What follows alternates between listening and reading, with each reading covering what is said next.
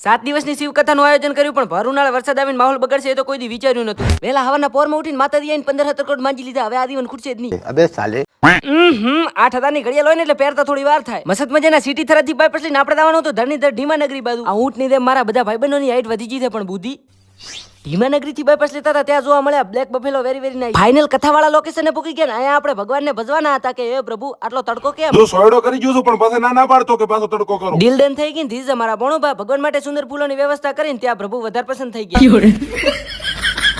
કાધું પીધું રાજ કર્યું ચાલો બધી માયા હાકી લેવી નકા ખોટા કોમના મમરા ભરાઈ જાય.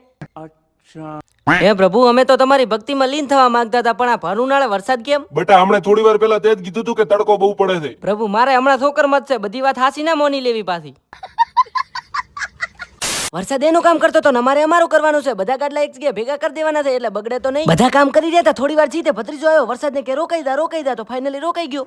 એ તો લેટેસ્ટ ન્યૂઝ છે. કથાવાચક ને બાપજી અંકિતપુરીની એન્ટ્રી થઈ ગઈ ને હવે અહીંયા કથા શરૂ થવાની છે. બ્રેકિંગ ન્યૂઝ ભગત માણસ સુરેશ બાપજી પણ જોવા મળ્યા.